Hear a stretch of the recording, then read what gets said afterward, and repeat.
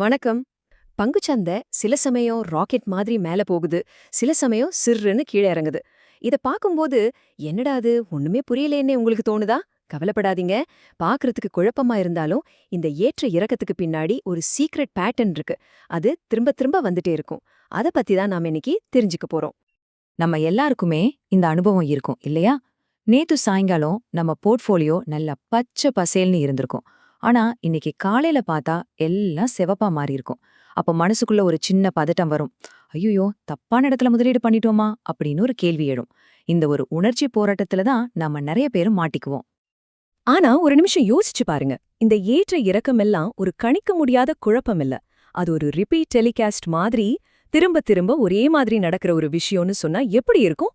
ஆமாங்க, அதுக்கு பேரு தான் மார்க்கெட் சைக்கிள்ஸ், அதாவது சந்தை சுழற்சிகள். இத மட்டும் நாம சரியா புரிஞ்சுக்கிட்டா போதும், முதலீட்ல நாம பாதி ஜெயிச்ச மாதிரி தான். சரி, வாங்க விஷயத்துக்குள்ள போகலாம். முதல்ல முதலீட்டாளர்கள் ரொம்பவே குழம்புற ஒரு விஷயத்த நாம தெளிவுபடுத்திக்கணும். அது என்னன்னா, சந்தை சுழற்சி, பொருளாதார சுழற்சி இது ரெண்டும் ஒன்னா இல்ல வேற வேறயா? நிறைய பேரு இது ரெண்டும் ஒண்ணுதான் நினைச்சுக்கிறாங்க. ஆனா அது உண்மை அல்ல. ரொம்ப சிம்பிளா சொல்லணும்னா, சந்தை சுழற்சிங்கிறது முதலீட்டாளர்களோட மனநிலைய, அவங்களோட நம்பிக்கைய, பயத்த அடிப்படையா கொண்டது. ஆனா பொருளாதார சுழற்சிங்கிறது ஒரு நாட்டோட ஜிடிபி, வட்டி விகிதம், அரசாங்கத்தோட கொள்கைகள்னு நிஜமான டேட்டாவை அடிப்படையா கொண்டது. சோ ஒன்னு நம்மளோட ஃபீலிங்ஸ், இன்னொன்னு உண்மையான ஃபேக்ட்ஸ். இதுல ரொம்ப முக்கியமான ஒரு விஷயம் என்னன்னா, பங்குச்சந்தை எப்பவுமே ஒரு டைம் மிஷன் மாதிரி தான் செயல்படும். அது நிகழ்காலத்தை பத்தி கவலைப்படாது, எதிர்காலத்தை தான் பார்க்கும். அடுத்த 6 மாசத்துல பொருளாதாரம் எப்படி இருக்க போகுதுன்னு இன்னிக்கே கணக்கு போட ஆரம்பிச்சிரும். அதனால தான் சந்தை சுழற்சி பொருளாதார சுழற்சிக்கு முன்னாடியே நடந்துரும். இதை நாம புரிஞ்சுக்கிட்டா எதிர்காலத்தை கணிக்கிறதுக்கு நமக்கு ஒரு சூப்பர் பவர் கிடைச்ச மாதிரி. சரி, இப்போ நாம இந்த பகுப்பாய்வோட ரொம்பவே சுவாரஸ்யமான ஒரு கட்டத்துக்கு வந்துட்டோம்.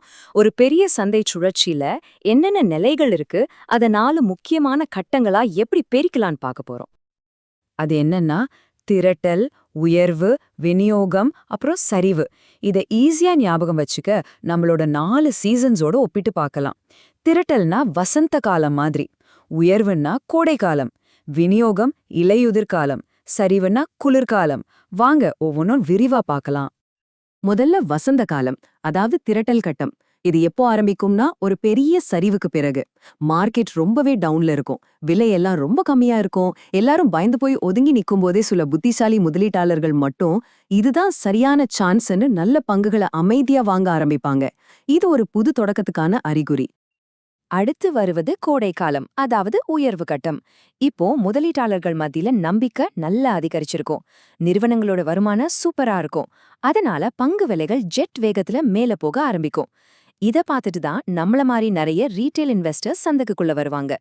கூட்டம் அதிகமாக அதிகமாக விலையும் இன்னும் உயரும்.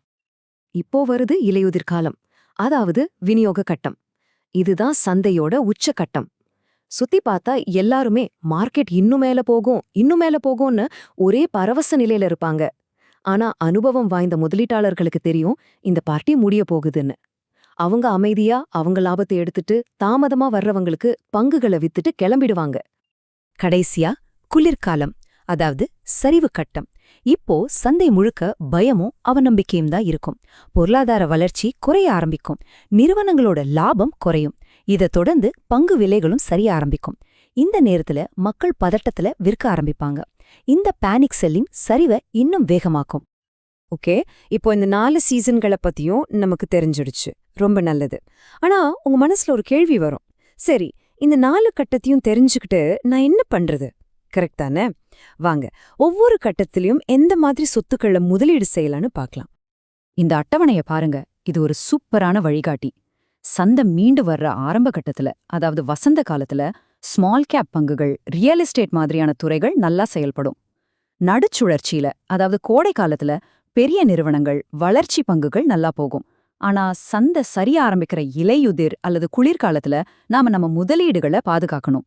அப்போ ஹெல்த் கேர் மாதிரியான டிஃபென்சிவ் பங்குகள், பாண்டுகள், ஏன் கையில காசு வச்சுக்கிறது கூட ஒரு நல்ல உத்தி தான். யோசிச்சு பாருங்க, பொருளாதாரம் எப்படி இருந்தாலும் நம்ம மருந்து மாத்திரை வாங்கறத நிறுத்த மாட்டோம் இல்லையா? அதுதான் இதுக்கு பின்னாடி இருக்கிற லாஜிக். இதுவரைக்கும் நாம பார்த்ததெல்லாம் மார்க்கெட் பத்தின பெரிய பெரிய விஷயங்கள். இப்போ இது எல்லாம் உங்க தனிப்பட்ட வாழ்க்கையையும் உங்க பணத்தையும் எப்படி பாதிக்குதுன்னு பார்க்கலாம். இதுதான் ரொம்ப ரொம்ப முக்கியமான பகுதி. ஒன்னு நல்லா புரிஞ்சுக்கோங்க. இந்த சந்தி சுழற்சிகள்ங்கிறது நியூஸ்ல வர்ற வெறும் நம்பர்கள் இல்ல. அது நேரடியா நம்ம வாழ்க்கைய பாதிக்கும். நம்ம போர்ட்ஃபோலியோவோட மதிப்பு கூட்டுறதுல இருந்தும் குறைக்கிறதுல இருந்தும் சரி, நம்மளோட நிதி இலக்குகளை உதாரணமா ஒரு வீடு வாங்கணும்னு நினைக்கிறத தள்ளி போட வைக்கிறது வரைக்கும் சரி. சில சமயங்கள்ல பெரிய பொருளாதார சரிவு ஏற்படும்போது நம்ம வேலையையே கூட அது பாதிக்கலாம். அப்போ இதெல்லாம் சமாளிக்க என்னதான் வழி? அதுக்கு தேவைப்படுறது ஒரே ஒரு விஷயம்தான். உணர்ச்சி ரீதியான கட்டுப்பாடு. சந்தை சரியும்போது வர்ற பயம், சந்தை ஏறும்போது வர்ற பேராசை, இந்த 2 உணர்ச்சிகளையும் கட்டுப்படுத்தணும். இந்த சந்தை சுழற்சிகளை பத்தின அறிவுதான் அந்த கட்டுப்பாட்டை கொண்டு வர்றதுக்கான ஒரு சாவி.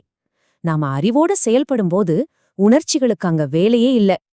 இந்த பகுப்பாய்வோட இறுதியில நான் உங்கள ஒரு கேள்வி கேட்க விரும்புறேன்.